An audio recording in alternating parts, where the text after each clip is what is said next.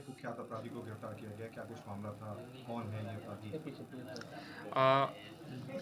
इससे पहले आपको एक थोड़ा ब्रीफ दे देते हैं। 24 अगस्त 2020 को बेउर थाना अंतर्गत गौरव कंस्ट्रक्शन नाम का एक ऑफिस था यहाँ पर। उसके अंतर्गत कुछ अज्ञात अपराधी कर्मियों द्वारा ताबड़तोड़ आके कार्बाइन और अन्य हथियारों के साथ आकर फायरिंग की गई थी, जिसमें 4 लोग गंभीर रूप से घायल हुए थे, जिसमें एक की इलाज के क्रम में मृत्यु हो गई थी। उस केस के अंदर बाद में अनुसंधान के क्रम में 4 जनों को नामजद किया गया था और अन्य 7 जनों का अप्राथमिकी अभियुक्त में जिनका आगे संलिप्तता सामने आई थी।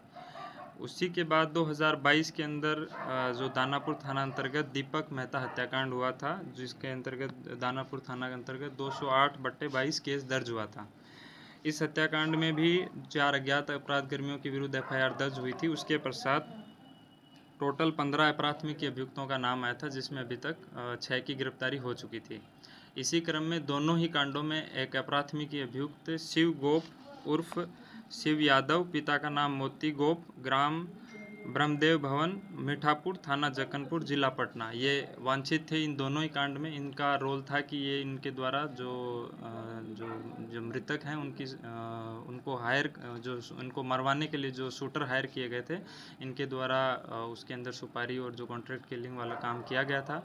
इनके बाद लगातार इनके विरुद्ध छापेमारी चल रही थी और ये लगातार रडार में थे, परंतु फरार चल रहे थे। इसी क्रम में STF को भी इसके अंदर इन्वॉल्व किया गया। STF की टीम फिर लगातार इनका पीछा कर रही थी। इसी क्रम में आज सूचना मिला कि ये जो मरीन ड्राइव के आसपास के एरिया में देखे गए हैं, उसी दरमियान STF की टीम के द्वारा छापेमारी की गई और जो STF एवं जिला बल के द्वारा फिर इनको विधिवत गिरफ्तार कर लिया गया है।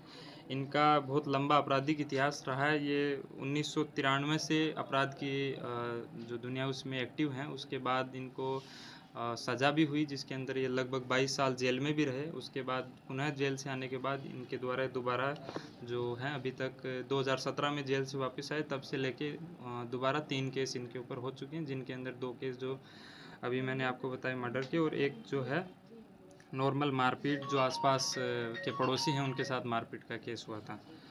और इनके विरुद्ध टोटल अभी तक मिला के 7 केस हैं जो हमारे रिकॉर्ड्स में हैं। इसके अलावा भी जो अन्य केसेस हैं जिनके अंदर इनडायरेक्टली भी इनकी हमेशा संलिप्तता रही, और ये हमेशा जो हैं जेल के अंदर से भी जो अपराधी जो जाते थे उनके साथ ये इनका उठना बैठना रहता था। उस क्रम में इनकी जो जानकारी बढ़ती गई और उसके हिसाब से इनका बहुत बड़ा नेटवर्क था, और इसी नेटवर्क की बदौलत ये जब जेल से बाहर आए तो इसके बाद से लगातार इस नेटवर्क की वजह से अंडरग्राउंड रहे और उनको बहुत लोगों ने मदद भी किया।